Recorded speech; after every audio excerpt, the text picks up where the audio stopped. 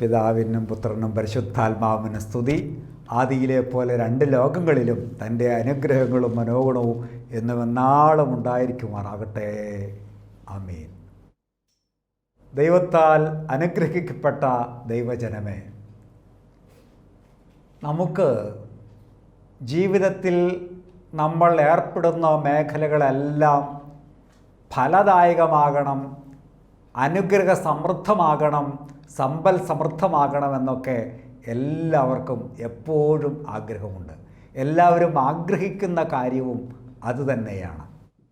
അതിനുവേണ്ടി നമ്മൾ പല വഴികളും അവലംബിക്കാറുണ്ട്. ഇവിടെ നമുക്ക് ഒരു വചനം കാണാം. ശുദ്ധമുള്ള മർക്കോസിൻ്റെ രക്ഷാസുവിശേഷം 11-ാം അധ്യായത്തിൽ ഒരു സംഭവം കർത്താവായ യേശു മിശിഹ വിവരിക്കുന്നുണ്ട്. അതിങ്ങനെയാണ്. 12-ാമത്തെ വാക്യം. അടുത്ത ദിവസം അവൻ ബഥന്യായിൽ നിന്ന് വരുമ്പോൾ അവന് വിശക്കുന്നുണ്ടായിരുന്നു. കർത്താവായ യേശു മിശിഹായ്ക്ക് വിശക്കുന്നുണ്ടായിരുന്നു. അകലെ തളിരിട്ട് നിൽക്കുന്ന ഒരു അത്തിമരം കണ്ട് അതിൽ എന്തെങ്കിലും ഉണ്ടാകാം എന്ന് വിചാരിച്ച് അടുത്തു ചെന്നു. എന്നാൽ ഇലകളല്ലാതെ മറ്റൊന്നും കണ്ടില്ല. സ്നേഹമുള്ളവരെ, ഇന്ന് നമുക്കൊത്ത് ചിന്തിക്കാൻ ഞാൻ ആഗ്രഹിക്കുന്ന വിഷയം ഇതാണ്: ഫലമില്ലായ്മ. ഫലമില്ലായ്മ. സാധാരണ ആയിരിക്കുന്ന സ്ഥലങ്ങളിലെല്ലാം ഓരോ അവസ്ഥയിലും എപ്പോഴും പുഷ്പിച്ച് വളരെ മനോഹരമായി ആലങ്കാരികമായൊക്കെ ഉയർന്നു നിൽക്കുന്ന, തിളങ്ങി നിൽക്കുന്ന പല സംഗതികളിലും അത് എത്രമാത്രം ഫലദായകമാണ്, ഫലം തരുന്നതാണ് എന്നുള്ളത് നമ്മൾ പരിശോധിക്കേണ്ടിയിരിക്കുന്നു. ഇത് നമുക്ക് നമ്മെ തന്നെ ഇന്നും കർത്താവായ യേശു മിശിഹ എന്നോടും നിങ്ങളോടും ചോദിക്കുന്ന അല്ലെങ്കിൽ കണ്ടെത്തുന്ന ഒരു വലിയ കാര്യമാണിത്: ഫലമില്ലായ്മ. ഇവിടെ കർത്താവായ യേശു മിശിഹ തിരിച്ചു വരുമ്പോൾ, അടുത്ത ദിവസം അവൻ ബഥന്യായിൽ നിന്ന് വരുമ്പോൾ അവന് വിശക്കുന്നുണ്ടായിരുന്നു. ഇന്നും കർത്താവായ യേശു മിശിഹായ്ക്ക് എന്നെക്കുറിച്ച്, നിങ്ങളെക്കുറിച്ച് വിശപ്പുണ്ട്, ദാഹമുണ്ട്. നമ്മുടെ ആത്മാക്കളെ വീണ്ടെടുക്കാനുള്ള വലിയ വിശപ്പും ദാഹവുമാണ് കർത്താവായ യേശു മിശിഹായ്ക്കുള്ളത്. അതുകൊണ്ടാണ് അവൻ പറഞ്ഞത്, ദാഹിക്കുന്നവരെ, ദാഹാർത്തരെ, നിങ്ങൾ എൻ്റെ അടുക്കിലേക്ക് വരുവീൻ. ശുദ്ധമുള്ള യോഹന്നാന്റെ രക്ഷാസുവിശേഷം 7-ാം അധ്യായത്തിൻ്റെ 37-ാമത്തെ വാക്യത്തിൽ യേശു പറഞ്ഞു, ദാഹിക്കുന്നവൻ എൻ്റെ അടുക്കൽ വന്ന് കുടിക്കട്ടെ, അവനിൽ നിന്ന് ജീവജലത്തിൻ്റെ അരുവികൾ ഒഴുകും. അതെ, ദാഹാർത്തരെ, നിങ്ങൾ എൻ്റെ അടുക്കലേക്ക് വരുവീൻ. ഇന്ന് എന്നെക്കുറിച്ചും നിങ്ങളെക്കുറിച്ചും വിശപ്പോടെ, ദാഹത്തോടെ, ആഗ്രഹത്തോടെ ആയിരിക്കുന്ന കർത്താവായ യേശു മിശിഹ നാം ഓരോരുത്തരുടെയും അടുക്കലേക്ക് വരികയാണ്. അവിടെ ശുദ്ധമുള്ള യോഹന്നാൻ ശ്ലീഹായുടെ വെളിപാട് പുസ്തകത്തിൽ 22-ാം അധ്യായത്തിൻ്റെ 17-ാമത്തെ വചനം. ആ വചനം ഇങ്ങനെയാണ്: ആത്മാവും മണവാട്ടിയും പറയുന്നു, വരിക. കേൾക്കുന്നവൻ പറയട്ടെ, വരിക. ദാഹിക്കുന്നവൻ വരട്ടെ. ആഗ്രഹമുള്ളവൻ ജീവൻ്റെ ജലം സൗജന്യമായി കുടിക്കട്ടെ. കർത്താവായ യേശു മിശിഹായുടെ സ്നേഹത്തിലായിരുന്ന് തന്നിൽ വിശ്വസിക്കുന്നവരിൽ നിന്ന് ജീവജല നദികൾ ഒഴുകുമെന്ന് കൽപ്പിച്ചവനായ കർത്താവായ യേശു മിശിഹ എന്നെയും നിങ്ങളെയും കുറിച്ച് വിശപ്പും ദാഹവുമുള്ളവരാണ്. നമ്മുടെ ആത്മാക്കളെ സംരക്ഷിക്കുന്നതിന് വേണ്ടി, നമ്മുടെ ജീവിതത്തിൽ നന്മകളും അനുഗ്രഹങ്ങളും സമർത്ഥമായി ചൊരിയുന്നതിന് വേണ്ടി ആഗ്രഹിക്കുന്നവനാണ് സ്നേഹസമ്പന്നനായ കർത്താവായ യേശു മിശിഹ. ആ ദൈവത്തിന് വിശന്നു. അവൻ അടുത്തു ചെന്നു. എന്താ അടുത്ത് ചെല്ലാൻ കാരണം? അകലെ തളിരിട്ട് നിൽക്കുന്ന ഒരു അത്തിമരം കണ്ട് അതിലെന്തെങ്കിലും ഉണ്ടാകാമെന്ന് വിചാരിച്ചു. വൃക്ഷം തളിരിട്ട് പൂത്തുലഞ്ഞാൽ അതിൽ ഫലങ്ങളുണ്ടാകാം. അത് ഫലമുണ്ട് എന്നുള്ള വ്യാജ്യേന തളിർത്ത് നിൽക്കുന്നു. സ്നേഹമുള്ളവരെ, നമ്മുടെ സ്വന്തം ജീവിതത്തിലേക്കൊന്ന് തിരിഞ്ഞു നോക്കുക. ഞാനൊരു പുരോഹിതനാണെങ്കിൽ ആ പുരോഹിതൻ എന്തിനു വേണ്ടി ആയിരിക്കുന്നുവോ ആ വിധത്തിലുള്ള ഫലം എന്നിൽ നിന്ന് ഉളവാകുന്നില്ലെങ്കിൽ, തളിരിട്ട് ഫലമില്ലാതെ നിന്ന അത്തിമരം പോലെയല്ലേ ഞാൻ ഒരു കാര്യം പറയുമ്പോൾ വ്യക്തമായി അതെന്നെ തന്നെ ചോദന ചെയ്തിട്ടാണ് ഞാൻ നിങ്ങളോട് പറയുന്നത്. സ്നേഹമുള്ളവരെ, നമ്മളായിരിക്കുന്ന സ്ഥിതിയിൽ ഒരു പിതാവ്, ഒരപ്പൻ, അല്ലെങ്കിൽ ഒരമ്മ, അല്ലെങ്കിൽ ഒരു സഹോദരൻ, ഭാര്യ, ഭർത്താവ്, ആരുമാകട്ടെ, ആയിരിക്കുന്ന സ്ഥിതിയിൽ തളിരിട്ട് പൂത്തുലഞ്ഞ് മറ്റുള്ളവരെ ആകർഷിക്കുന്ന വിധത്തിലായിരുന്നാൽ മാത്രം പോരാ, അതിൽ ഫലമുണ്ടാകണം. ഫലമുണ്ടാകാത്തതെല്ലാം വ്യാജ്യമാണ്. അതെ, ഇവിടെ അത്തിമരത്തിൻ്റെ അടുത്തേക്ക് അവൻ ചെന്നു. അതിൽ എന്തെങ്കിലും ഉണ്ടാകാമെന്ന് യേശു തമ്പുരാൻ വിചാരിച്ചു. അനുഗ്രഹിക്കപ്പെട്ടവരെ, എൻ്റെ അടുത്ത് എന്നെ കർത്താവായ യേശു മിശിഹ വന്ന് പരിശോധിക്കുമ്പോൾ, ഞാൻ ഒരു പുരോഹിതനായിരിക്കുന്ന സ്ഥിതിയിൽ എൻ്റെ ജീവിതചര്യകളെ അല്ലെങ്കിൽ ജീവിത ശൈലികളെ ഞാൻ ആ വിധത്തിൽ ക്രമീകരിച്ച് മറ്റുള്ളവരിൽ നിന്ന് അംഗീകാരവും ശ്രദ്ധയും നേടാൻ വേണ്ടി മാത്രമാണ് ഞാൻ ആയിരിക്കുന്നതെങ്കിൽ, കർത്താവായ യേശു മിശിഹായുടെ ദിവ്യസ്നേഹത്തോട് പ്രതികരിക്കാൻ കഴിയുന്നില്ലെങ്കിൽ എന്നിൽ ഫലമില്ലാത്ത സ്ഥിതിയാകും. ഇത് ഞാൻ മാത്രമല്ല, ഒരു പുരോഹിതനായിരിക്കുന്ന ഒരാൾ മാത്രമല്ല, ജീവിതത്തിൻ്റെ ഏത് തുറയിലുള്ളവരായിരുന്നാലും അവരിൽ നിന്നെല്ലാം അതാതിൻ്റെ വിധത്തിൽ ഫലത്തെ പ്രതീക്ഷിക്കുന്നുണ്ട്. ഒരു പേന കൊണ്ട് നമ്മൾ എഴുതുന്നെങ്കിൽ അത് മഷി തീർന്ന് അത് എഴുതാൻ കഴിയാതെ നിമ്പും കാര്യങ്ങളൊക്കെ ഉണ്ട്, പേന രൂപമായിട്ടൊക്കെ ഇരിക്കുന്നുണ്ടെങ്കിൽ അതുകൊണ്ട് പ്രയോജനമില്ല, ഫലമില്ലാത്തതാണത്. ഏതൊരു കാര്യത്തിന് വേണ്ടി ആ സാധനം നിർമ്മിക്കപ്പെട്ടുവോ ആ ഉദ്ദേശം പൂർത്തീകരിക്കപ്പെടുന്നില്ലെങ്കിൽ, നിറവേറ്റപ്പെടുന്നില്ലെങ്കിൽ, അതിൻ്റെ പർപ്പസ് സെർവ് ചെയ്യപ്പെടുന്നില്ലെങ്കിൽ അത് ഫലശൂന്യമാണ്. നോക്കൂ, ഇവിടെ കർത്താവായ യേശു മിശിഹ ആഗ്രഹത്തോടെ അത്തിമരത്തിൻ്റെ അടുത്തേക്ക് ചെല്ലുകയാണ്. ചെല്ലാൻ കാരണം അത് തളിരിട്ട് നിൽക്കുകയാണ്. നമ്മുടെ ജീവിതത്തിൽ നമ്മൾ കർത്താവേ കർത്താവേ എന്ന് വിളിച്ച് പ്രാർത്ഥിക്കുന്നവരാകാം, ക്രിസ്ത്യാനി എന്നുള്ള പേര് സ്വീകരിച്ചിട്ടുണ്ടാകാം, അല്ലെങ്കിൽ മതപരമായ അനുഷ്ഠാനങ്ങളൊക്കെ നിറവേറ്റുന്നവനാണെന്നുള്ള ബോധ്യമുണ്ടാകാം, അല്ലെങ്കിൽ മറ്റുള്ളവരെ കാണിക്കാൻ വേണ്ടി വിവിധ കാര്യങ്ങളിൽ വ്യഗ്രത കാണിക്കുന്നവരായിരിക്കാം. അവിടെ കർത്താവായ യേശു മിശിഹ വന്ന് പരിശോധിക്കും. തന്നിൽ നിന്ന് ഫലത്തെ ആഗ്രഹിച്ചുകൊണ്ട് ദൈവം വന്ന് ചോദിക്കുമ്പോൾ ഫലം നൽകാൻ കഴിയുന്നില്ലെങ്കിൽ അയ്യോ കഷ്ടം. ജീവിതത്തെ ഭംഗിയായി ക്രമീകരിക്കാൻ, ജീവിതത്തെ ഫലദായകമായി സൂക്ഷിക്കാൻ നമുക്ക് സാധിക്കണം. ഇവിടെ അവൻ അടുത്ത് ചെന്നു എന്തെങ്കിലും ഉണ്ടാകാമെന്ന് വിചാരിച്ചെന്നു. ഇലകളല്ലാതെ മറ്റൊന്നും കണ്ടില്ല. സ്നേഹമുള്ളവരെ, ഫലം ഉണ്ടാകാതെ പോകുന്നതിൻ്റെ കാരണമെന്താണ്? എവിടെയാണ്, എപ്പോഴാണ്, ഏതാണ് ഫലം കായ്ക്കുന്നത്? ശരിക്ക് 1-ാം സങ്കീർത്തനത്തിൻ്റെ 3-ാമത്തെ വാക്യത്തിൽ നമ്മൾ വായിക്കുന്നുണ്ട്, അവൻ ആറ്റരികത്ത് നട്ടിരിക്കുന്നതും തക്ക കാലത്ത് ഫലം കായ്ക്കുന്നതും ഇല വാടാത്തതുമായ വൃക്ഷം പോലെയാണ്. നന്മകളെ, അനുഗ്രഹങ്ങളെ പലപ്പോഴും ഒരു വൃക്ഷത്തോടാണ് ദൈവം ഉപമിച്ചിരിക്കുന്നത് പല സ്ഥലങ്ങളിലും.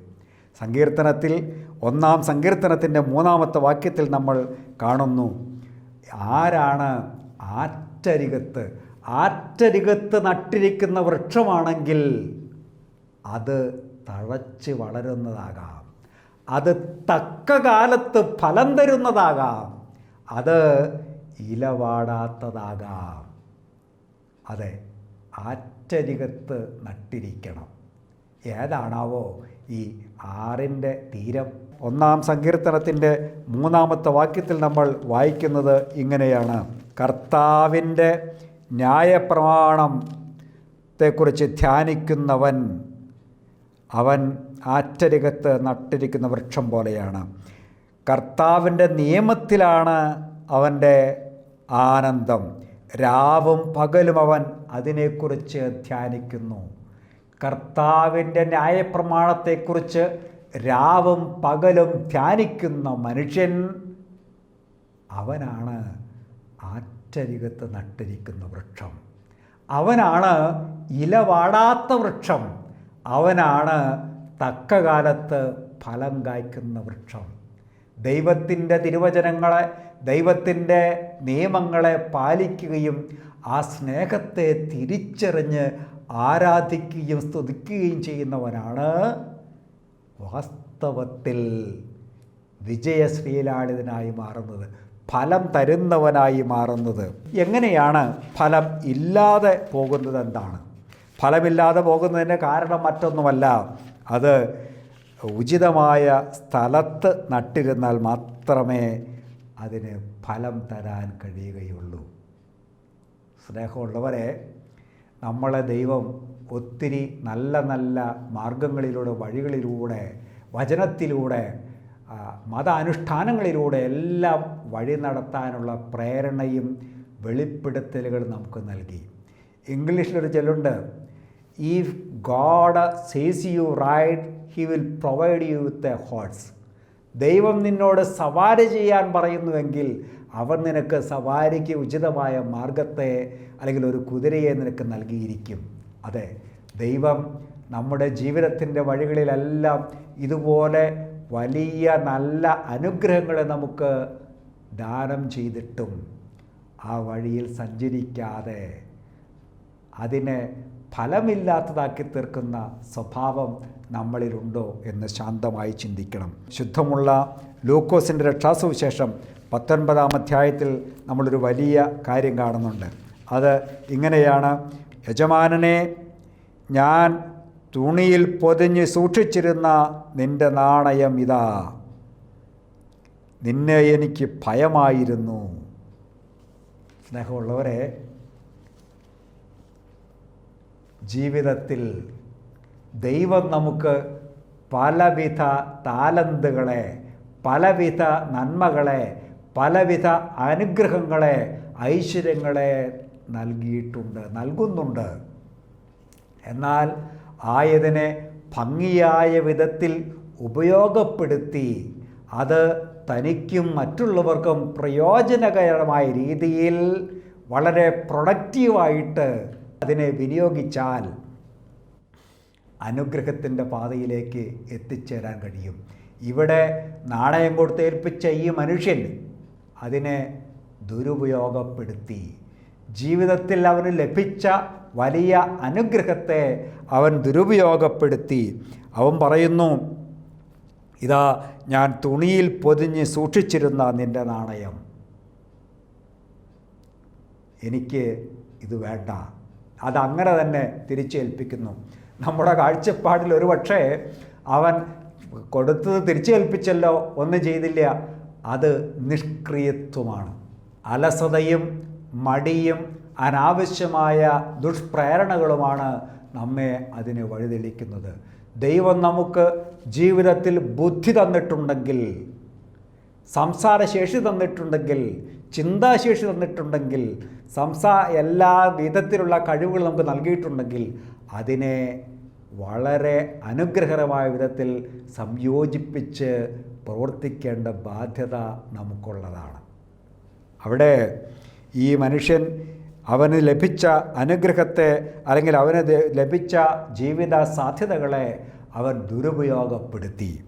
എന്നിട്ട് പറയുകയാണ്, ലൂക്കോസിൻ്റെ രക്ഷാസുവിശേഷം 19-ാം അധ്യായത്തിൻ്റെ 22-ാമത്തെ വാക്യത്തിൽ അവൻ പറയുകയാണ്: ദുഷ്ടവൃത്യ, നിൻ്റെ വാക്കുകൊണ്ട് തന്നെ നിന്നെ ഞാൻ വിധിക്കും. നമ്മുടെ വായിൽ തോന്നുന്നതെല്ലാം വിളിച്ചു പറയാതെ നമ്മുടെ യുക്തിയിൽ തോന്നുന്ന രീതിയിൽ പ്രവർത്തിക്കാതെ ദൈവഹിതത്തിനൊത്ത വിധം ദൈവം തന്നിട്ടുള്ള നന്മകളെ അനുഗ്രഹകരമായി വിനിയോഗിക്കുമ്പോൾ തീർച്ചയായും ഫലം നമ്മളിൽ ഉണ്ടാകും.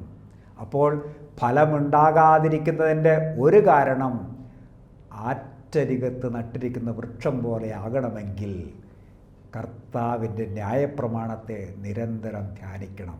കർത്താവിൻ്റെ വചനത്തെക്കുറിച്ച് ധ്യാനിക്കാതെയും ചിന്തിക്കാതെയും പര്യാലോചിക്കാതെയും ഇരിക്കുന്നവനിൽ ഫലം കാണുകയില്ല.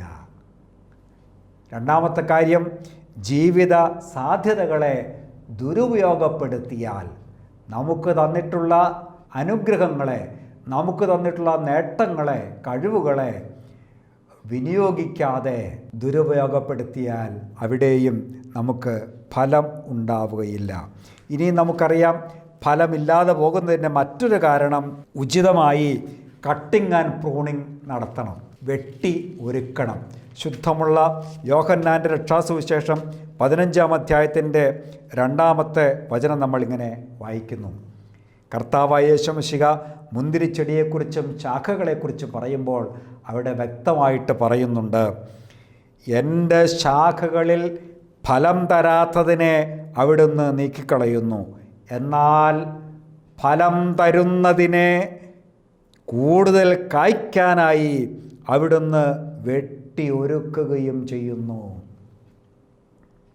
നമ്മുടെ ജീവിതത്തിൽ പ്രയാസങ്ങളും ക്ലേശങ്ങളും ഞെരുക്കങ്ങളും ഉണ്ടാകുമ്പോൾ ദൈവം നമ്മെ വെട്ടി ഒരുക്കുകയാണ്. ഫലം തരുന്നതിനെ കൂടുതൽ കായ്ക്കുന്നതിനായി. സാധാരണയായിട്ട് ചില ആളുകൾ പറയുന്ന പരാതി കേട്ടിട്ടുണ്ട്, ഞാൻ പള്ളിയിൽ പോയിട്ടും ഇത്രയൊക്കെ പ്രാർത്ഥിച്ചിട്ടും കർത്താവായ യേശുമിശിഹായോട് ഇത്രയും സ്നേഹത്തോടുകൂടെ ഞാൻ ആയിരുന്നിട്ടുമൊക്കെ എനിക്കെന്താ ഇങ്ങനെയുള്ള ക്ലേശങ്ങളും കെടുതികളുമൊക്കെ. വചനം നമ്മെ പഠിപ്പിക്കുന്നു, നീ കൂടുതൽ ഫലം തരുന്നതിന് വേണ്ടി, അനുഗ്രഹിക്കപ്പെട്ടവരെ, നിൻ്റെ ജീവിതത്തിൽ നീ കൂടുതൽ ഫലം കായ്ക്കുന്നവനായിത്തീരാനാണ് ദൈവം ആഗ്രഹിക്കുന്നത്. കൂടുതൽ ഫലം കായ്ക്കുന്നതിന് വേണ്ടി വെട്ടി ഒരുക്കണം. കട്ടിങ് ആൻഡ് പ്രൂണിങ് എന്നുള്ള ആ പ്രോസസ്സിങ് നടക്കുമ്പോൾ തീർച്ചയായും ഒരു ഫലം കൂടുതൽ തളിരിടുകയും കൂടുതൽ പൂത്തുലഞ്ഞ് ഫലം ഉളവാവുകയും ചെയ്യും. നമ്മുടെ ജീവിതത്തിൽ ഫലം നിറഞ്ഞു വരണമെങ്കിൽ ഈ 3 കാര്യങ്ങൾ നമ്മൾ പ്രത്യേകം ശ്രദ്ധിക്കണം. ഒന്ന്, കർത്താവ് യേശുമിശിഹായുടെ ന്യായപ്രമാണത്തെ, നിയമങ്ങളെ, പഠിപ്പിക്കലുകളെ, കൽപ്പനകളെ നിരന്തരം ധ്യാനിക്കുകയും ചിന്തിക്കുകയും അതിൽ ആനന്ദിക്കുകയും ചെയ്യണം. അങ്ങനെയാകുമ്പോൾ തക്കകാലത്ത് ഫലം കായ്ക്കും. അങ്ങനെയാകുമ്പോൾ അത് ആറ്റരികത്ത് നട്ടിരിക്കുന്ന വൃക്ഷം പോലെയായിരിക്കും, ഇല വാടാത്തതായിരിക്കും, ധാരാളം ഫലം തക്കകാലത്ത് തരുന്നതായിരിക്കും. രണ്ടാമത്, ജീവിതത്തിൽ നമുക്ക് ലഭിക്കുന്ന സാഹചര്യങ്ങളെ, ജീവിത അനുഭവങ്ങളെ, ജീവിത സാധ്യതകളെ ദുരുപയോഗപ്പെടുത്തിയാൽ ഫലമില്ലാതെ പോകും.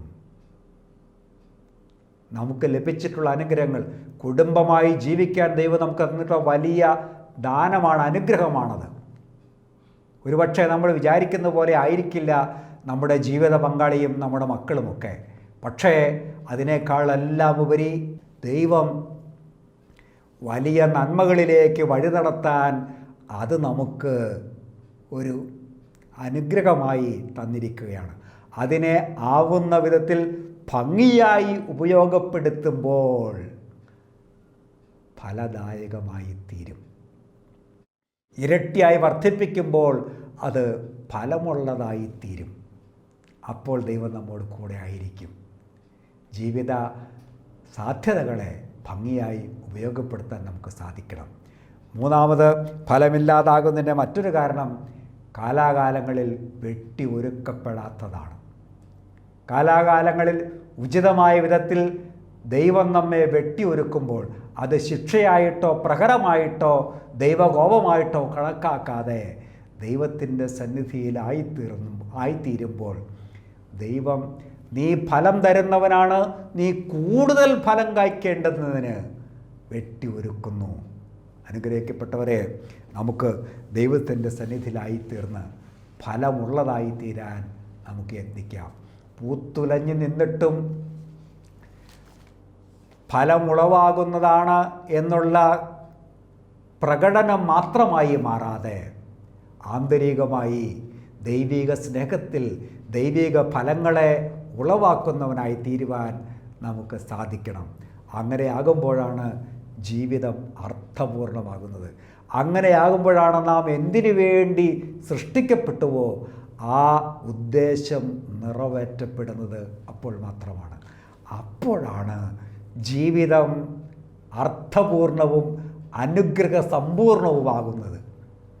അതനുസരിച്ച് ജീവിക്കാൻ നമുക്ക് സാധിക്കട്ടെ. അത്തിവൃക്ഷത്തിൻ്റെ അടുത്തേക്ക് എന്ന കർത്താവായ യേശു മിശിഹ അതിൽ ഉണ്ടാകുമെന്ന് പ്രതീക്ഷിച്ചു ചെന്നു. ആ പ്രതീക്ഷ ശൂന്യമായപ്പോൾ അവനതിനെ ശപിച്ചു. സ്നേഹമുള്ളവരെ, നമ്മുടെ ജീവിതം ശാപത്തിൽ നിന്ന്, കഷ്ടതകളിൽ നിന്ന്, പ്രയാസങ്ങളെല്ലാം അകന്ന് ദൈവിക സ്നേഹത്തിൻ്റെ നന്മയിലായിരിക്കാൻ നമുക്ക് യത്നിക്കാം. എപ്പോഴും ഫലമുള്ളതായിത്തീരാൻ 3 കാര്യം മാത്രം നമ്മൾ ശ്രദ്ധിച്ചാൽ മതി. 1, ദൈവിക നിയമങ്ങളെ പാലിക്കുകയും എപ്പോഴും അതിൽ ആനന്ദിക്കുകയും ചെയ്യാനുള്ള ഒരു മനസ്സ് നമുക്കുണ്ടാകണം. ദൈവസ്നേഹത്തിലായിരിക്കാൻ ഒരു മനസ്സ് നമുക്കുണ്ടാകണം. 2, ദൈവം നമുക്ക് തന്നിട്ടുള്ള ജീവിത സാധ്യതകളെ ഭംഗിയായി ഉപയോഗപ്പെടുത്തണം. ദൈവിക നിയമത്തിൻ്റെ തത്വങ്ങളിൽ അധിഷ്ഠിതമായി ജീവിത സാധ്യതകളെ ഉപയോഗപ്പെടുത്തണം. 3, തക്ക കാലത്ത് കട്ടിങ് ആൻഡ് പ്രൂണിങ്, വെട്ടി ഒരുക്കി കൂടുതൽ ഫലം കായ്ക്കുന്നതാക്കി ദൈവം നമ്മെ ഉപയോഗപ്പെടുത്തുന്നതിന് സ്വയം വഴങ്ങിക്കൊടുക്കണം. അങ്ങനെ ആയിരിക്കുമ്പോൾ എന്നും നമുക്ക് ഫലമുള്ളതായി തീരാൻ നമുക്ക് പരിശ്രമിക്കാം. നമുക്ക് ദൈവത്തിൻ്റെ സന്നിധിയിൽ നമ്മളെ തന്നെ പൂർണ്ണമായിട്ട് സമർപ്പിക്കാം. ശക്തനായ ദൈവമേ, കാരുണ്യവാനായ കർത്താവേ, ഇതുവരെ അങ്ങ് കരുണയോടെ കാത്തല്ലോ നാഥ, ഇതുവരെ കാത്തതുപോലെ ഇനിയും കാത്തുകൊള്ളണമേ. അവിടുത്തെ വലിയ ശക്തിയാൽ എല്ലാ ഫലമില്ലായ്മയുടെ അവസ്ഥകളിൽ നിന്ന് രൂപാന്തരം സംഭവിച്ച് അങ്ങ് എന്തുദ്ദേശത്തോടുകൂടി ഞങ്ങൾ ഓരോരുത്തരെ സൃഷ്ടിച്ചിരിക്കുന്നുവോ ആ വിധത്തിൽ ഫലദായകമാകാൻ, ജീവിതം ഫലസമ്പുഷ്ടമാകാൻ നാഥ അങ്ങ് കരുണയാകണമേ. ഞങ്ങളുടെ ജീവിതത്തിൽ കാലാകാലങ്ങളിൽ അങ്ങ് ഞങ്ങളെ വെട്ടി ഒരുക്കി കൂടുതൽ ഫലം കാക്കാനായി രൂപപ്പെടുത്തുന്നതിനെ ഞങ്ങൾ അംഗീകരിച്ച് അങ്ങയുടെ സ്നേഹത്തെ ഞങ്ങൾ സ്തുതിക്കുന്നു, സ്തോത്രം ചെയ്യുന്നു. നാഥ, ഇനിയും അങ്ങ് കരുണയോടെ കാത്തുകൊള്ളണമേ. അങ്ങ് ഞങ്ങൾക്ക് തന്നിട്ടുള്ള ജീവിത സാധ്യതകളെല്ലാം ഫലപ്രദമായി ഉപയോഗപ്പെടുത്താൻ ഞങ്ങളെ സഹായിക്കണമേ. അങ്ങയുടെ നിയമത്തിലും അങ്ങയുടെ കൽപ്പനകളും ആചരിക്കാനും അതിൽ ആനന്ദിക്കാനും അങ്ങയുടെ ദിവ്യ സ്നേഹത്തെ തിരിച്ചറിയാനും ഞങ്ങളുടെ ഉൾനയനങ്ങളെ പ്രകാശിപ്പിക്കണമേ. അങ്ങനെ ഞങ്ങളായിരിക്കുന്ന സ്ഥലവും ഞങ്ങളുടെ കുടുംബവും ഞങ്ങളുടെ ജീവിത മേഖലകളും ഞങ്ങളുടെ മക്കളും ബന്ധുപുത്രാദികളെല്ലാം അനുഗ്രഹമായി തീരാൻ നാഥ അങ്ങ് കരുണയാകണമേ. അങ്ങയെ പ്രസവിച്ച മാതാവും അങ്ങയുടെ വിശുദ്ധന്മാരും ഞങ്ങൾക്ക് വേണ്ടി അങ്ങയോട് അപേക്ഷിക്കുന്നു. കൃപയോടെ കേട്ട് ഉത്തരമരുളി സഹായിക്കുമാറാകണമേ. ആമേൻ.